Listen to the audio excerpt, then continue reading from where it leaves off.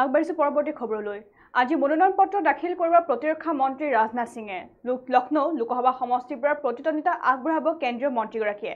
লক্ষ্ণৌৰ ৰাজপথত হ'ব ৰাজনাথ সিঙৰ বিশাল ৰোড শ্ব'। মনোনয়নৰ সময়ত মন্ত্ৰীগৰাকীক সংগ দিব যোগী আদিত্যনাথে। এই বিষয়ৰ সন্দৰ্ভত জনাই যাম সবিশেষ। আজি মনোনয়ন পত্ৰ দাখিল কৰিব প্ৰতিৰক্ষা মন্ত্ৰী ৰাজনাথ সিঙে। লক্ষ্ণৌ লোকসভা সমষ্টিৰ পৰা প্ৰতিদ্বন্দ্বিতা আগবঢ়াব কেন্দ্ৰীয় মন্ত্ৰীগৰাকীয়ে। লক্ষ্ণৌৰ ৰাজপথত হ'ব ৰাজনাথ সিঙৰ বিশাল ৰোড শ্ব'। মনোনয়নৰ সময়ত মন্ত্ৰীগৰাকীক সংগ দিব যোগী আদিত্যনাথে। আনহাতে মনোনয়ন পত্ৰ দাখিলৰ সময়ত উপস্থিত থাকিব উত্তৰাখণ্ডৰ মুখ্যমন্ত্ৰী পুষ্কৰ সিং ধামী। আৰু আমি যিহেতু জনাইছোঁ সমাগত দেশত বৰ্তমান চলি আছে লোকসভা নিৰ্বাচন, 2024 লোকসভা নিৰ্বাচন আৰু 2024 লোকসভা নিৰ্বাচনৰ বাবে ইতিমধ্যে তৎপৰতা বৃদ্ধি পোৱা দেখিবলৈ পোৱা গৈছে ৰাজনৈতিক দলসমূহৰ মাজত। আৰু ইতিমধ্যে তৃতীয় পৰ্যায়ৰ যি লোকসভা নিৰ্বাচন আছে, সেই তৃতীয় পৰ্যায়ৰ লোকসভা নিৰ্বাচনৰ বাবেও এতিয়া নিৰ্বাচনী প্ৰচাৰসমূহ প্ৰায় তুংগত উঠা দেখিবলৈ পোৱা গৈছে।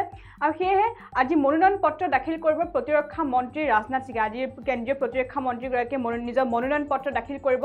আৰু এইবাৰ লক্ষ্ণৌ লোকসভা সমষ্টিৰ পৰা প্ৰতিদ্বন্দ্বিতা আগবঢ়াব কেন্দ্ৰীয় মন্ত্ৰীগৰাকীয়ে। আৰু ইতিমধ্যে লক্ষ্ণৌৰ ৰাজপথসমূহ প্ৰায় সজাই পৰাই গঢ়ি তোলা হৈছে, যিহেতু আজি মনোনয়ন পত্ৰ দাখিলৰ সময়ত তেওঁ বিশাল ৰোড শ্ব'ত অংশগ্ৰহণ কৰিব। আৰু বিশাল ৰোড শ্ব'ৰ মাজত দিয়ে তেওঁ মনোনয়ন পত্ৰ দাখিল কৰিবলৈ যাব। আৰু ইতিমধ্যে সকলো ৰাইজৰ মাজত লক্ষ্ণৌবাসীৰ মাজত বৰ্তমান সময়ত এক ব্যাপক উৎসাহ উদ্দীপনা দেখিবলৈ পোৱা গৈছে। আৰু লক্ষ্ণৌৰ ৰাজপথত হ'ব ৰাজনাথ সিঙৰ বিশাল ৰোড শ্ব', অৰ্থাৎ বিশাল ৰোড শ্ব'ৰ জৰিয়তে লক্ষ্ণৌ লোকসভা সমষ্টিৰ বাবে প্ৰতিদ্বন্দ্বিতা তেওঁ আজি যি আগবঢ়াব লোকসভা নিৰ্বাচনত, সেই মনোনয়ন পত্ৰ দাখিলৰ সময়ত বিশাল ৰোড শ্ব'ৰ মাধ্যমেৰে তেওঁ মনোনয়ন পত্ৰ দাখিল কৰিবলৈ যাব।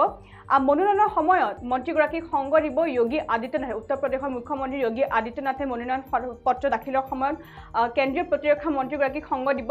আৰু লগতে মনোনয়ন দাখিলৰ সময়ত উপস্থিত থাকিব উত্তৰাখণ্ডৰ মুখ্যমন্ত্ৰী পুষ্কৰ সিং ধামী। পুষ্কৰ সিং ধামীও এই বিশাল ৰোড শ্ব'ত অংশগ্ৰহণ কৰিব। লগতে মনোনয়ন দাখিলৰ সময়ত কেন্দ্ৰীয় প্ৰতিৰক্ষা মন্ত্ৰীগৰাকীক সংগ দিব বুলি ইতিমধ্যে তথ্য সদৰি কৰা হৈছে। যিহেতু সমগ্ৰ দেশতে এতিয়া নিৰ্বাচনী বতাহ বলা দেখিবলৈ পোৱা গৈছে। প্ৰত্যেক দেশৰ বিভিন্ন প্ৰান্তত ইতিমধ্যে নিৰ্বাচনক লৈ ব্যাপক যি তৎপৰতা আছে, সেই তৎপৰতা বৃদ্ধি হোৱা দেখিবলৈ পোৱা গৈছে। সমাগত যিহেতু তৃতীয় পৰ্যায়ৰ লোকসভা নিৰ্বাচন 7 মে'ত তৃতীয় পৰ্যায়ৰ লোকসভা নিৰ্বাচন অনুষ্ঠিত হ'ব। আৰু তৃতীয় পৰ্যায়ৰ লোকসভা নিৰ্বাচনৰ বাবে যি নিৰ্বাচনী প্ৰচাৰ আছে, সেই নিৰ্বাচনী প্ৰচাৰসমূহ প্ৰায় তুংগত উঠা দেখিবলৈ পোৱা গৈছে বৰ্তমান সময়ত। আৰু আজি তৃতীয় পৰ্যায়ৰ নিৰ্বাচনী প্ৰচাৰ চলাবলৈ অসমলৈ আহিব কেন্দ্ৰীয় গৃহমন্ত্ৰী অমিত শ্বাহ আজি অসমলৈ আহিব। গুৱাহাটীৰ যিগৰাকী প্ৰাৰ্থী আছে বিজুলী কলিতা মেধি হয়, তেওঁ নিৰ্বাচনী প্ৰচাৰ চলাবলৈ আহিব। আৰু তাৰ সমান্তৰালকৈ আজি লক্ষ্ণৌ লোকসভা সমষ্টিৰ প্ৰাৰ্থী প্ৰতিৰক্ষা মন্ত্ৰী ৰাজনাথ সিঙে আজি মনোনয়ন পত্ৰ দাখিল কৰিব। আৰু লক্ষ্ণৌৰ ৰাজপথত হ'ব ৰাজনাথ সিঙৰ বিশাল ৰোড শ্ব', অৰ্থাৎ বিশাল ৰোড শ্ব'ৰ জৰিয়তে তেওঁ মনোনয়ন পত্ৰ দাখিল কৰিবলৈ যাব। আৰু মনোনয়ন পত্ৰ দাখিলৰ পূৰ্বে তেওঁ ইতিমধ্যে হনুমান মন্দিৰত পূজা অৰ্চনা কৰা দেখিবলৈ পোৱা গৈছে। আৰু মনোনয়ন পত্ৰ দাখিলৰ সময়ত মন্ত্ৰীগৰাকীক সংগ প্ৰদান কৰিব উত্তৰ প্ৰদেশৰ মুখ্যমন্ত্ৰী যোগী আদিত্যনাথ। আৰু লগতে সংগ প্ৰদান কৰিব উত্তৰাখণ্ডৰ মুখ্যমন্ত্ৰী পুষ্কৰ সিং ধামীয়ে।